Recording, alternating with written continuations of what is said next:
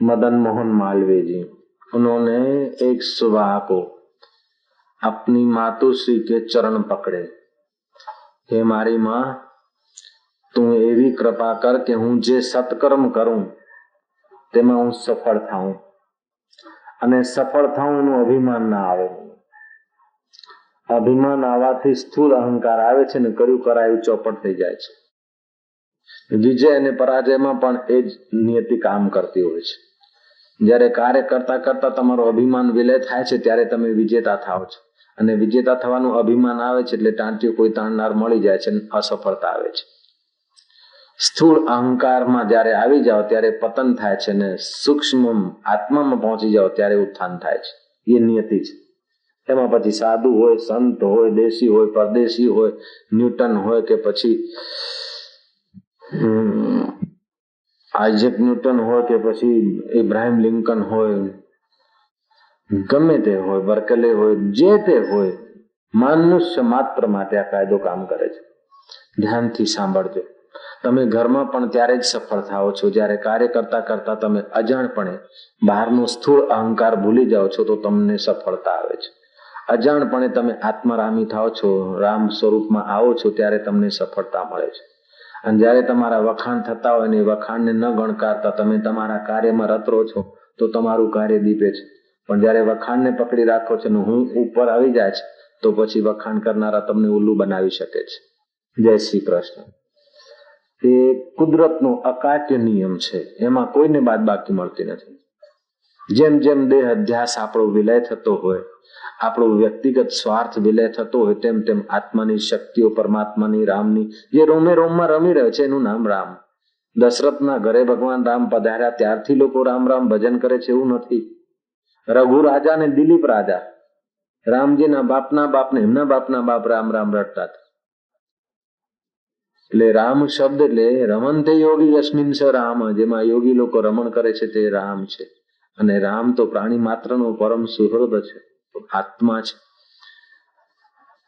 તો જ્યારે અજાણપણે પણ રામ તત્વમાં હોય છે, રામ સ્વરૂપમાં હોય છે ત્યારે આપણા ચિત્તમાં સુખ, સ્નેહ, શાંતિ, પ્રસન્નતા, પ્રેમ, આનંદ, ઉલ્લાસ મિલશે છે. જ્યારે આપણે કામમાં હોય છે, અહંકારમાં હોય છે ત્યારે આપણા ચિત્તમાં ઉદ્વેગ, ફલલિપ્સા, ભય, શોક, વિરોધ, અહંકાર, ઉત્તેજના એ બધા દુર્ગુણ આવે છે. બહેનોએ પોતાના દીકરાઓને કેવું શિક્ષણ આપવું જોઈએ? મદન મોહન માલવીયની માં આપે છે પોતાના દીકરાને. દીકરો પણ એવો માના પગે લાગે છે ને માં હું જે કાર્ય કરું ને તે કાર્યમાં સફળ થાઉં એવા આશીર્વાદ આપ. અને સફળ થયા પછી સફળતાનો અહંકાર ના આવે, નહીં તો બધું ધોવાઈ જશે. जय श्री कृष्ण. नेकी कर और कुएं में फेंक. आपने कितना बढ़िया किया उधर मत नजर ना लो. आप इससे भी और बढ़िया कर सकते कि नहीं, उधर ध्यान दो. आपकी शक्तियां विकसित होगी. और कभी उत्तेजना में आकर डिसीजन मत लो, उद्वेग में आकर कोई सलाह या निर्णय नहीं लो. छोटे लोगों की कंपनी बनाकर कोई निर्णय नहीं लो, बहुत उन्नत पुरुषों का मार्गदर्शन लिया करो. बेटा જે કાર્ય કરે તું સફળ થાય અને સફળતાનું તને અભિમાન ન આવે તે માટે હું તને એક ખાસ ચાવી આપું છું. માએ દીકરાને કહ્યું. ત્યારે દીકરાએ ઉમેર્યું, બા કોક વખતે અસફળ થાઉં ને તો મારા ચિત્તમાં હતાશા, નિરાશા ન આવી જોઈએ. જેમ હારે જુવારી બમણું રમે ને એમ અસફળ થાઉં ને તો પણ મારામાં હિંમત આવી જાય ને ફરી દાવ ખેલું, એવી આશીર્વાદ આપજે માં. માએ કીધું ભલે મારા દીકરા. માએ બાળકને વાલ કર્યો. બેટા કોઈ પણ કાર્ય કરે ને, કોઈની મળવા જાય, કોઈ નિર્ણય કરે અથવા કોઈની સાથે વાત કરવી હોય તો જેની સાથે તું વાત કરે છે એ બાઈ છે કે ભાઈ છે, સારો છે કે ખોટો છે, એ વિચાર પછી કરજે. પણ એના ઊંડાણમાં મારો રામ બેઠો છે, એના ઊંડાણમાં મારો નર નારાયણ બેઠો છે, એવો વિચાર કરીને પછી જો તું કાર્યની શરૂઆત કરીશ ને તો તને સફળતા સાંપડે. અહંકારમાં આવે ત્યારે અસફળતાનો ભય લાગે, પણ કરણ કરાવણ હાર સ્વામી સકલ ઘટાકે અંતર્યામી એવી દ્રષ્ટિ મળે ને તો પછી સફળતા જ સફળતા છે. અને અસફળતાનો વિષાદ નહીં, સફળતાનો અહંકાર નહીં, એ પરમ સફળતા છે. સફળતાનો અહંકાર નહીં, અસફળતાનો વિષાદ નહીં, એ પરમ સફળતા છે. એને સમત્વ યોગ કહેવામાં આવ્યો છે ગીતામાં.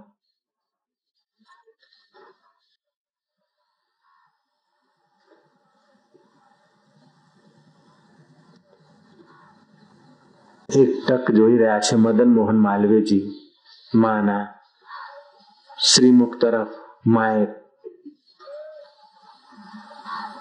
આશીર્વાદ નો સ્ત્રોત ચાલુ રાખ્યો કે બેટા, કોઈ કાર્ય કરવા જાય ત્યારે કોઈની સાથે પણ મળે તો એના ઊંડાણમાં તારો નારાયણ બેઠો છે એ વાત યાદ રાખીને પછી તું વ્યવહાર કરજે.